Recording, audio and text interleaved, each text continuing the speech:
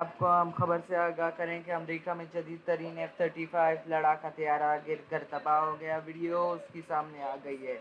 غیر ملکی خبر ایجنسی کی رپورٹ کے مطابق F-35 لڑاکا طیارہ سینٹرل کیلیفورنیا میں نیول ایئر بیس اسٹیشن لیمور میں گرا۔ امریکی نیوی نے بھی F-35 طیارے کی گرنے کی تصدیق کر دی ہے۔ رپورٹ کے مطابق گرنے والا لڑاکا طیارہ کا پائلٹ بحفاظت طیارے سے نکلنے میں کامیاب رہا، تاہم طیارے کے گرنے کی وجوہات تاحال سامنے نہیں آ سکی۔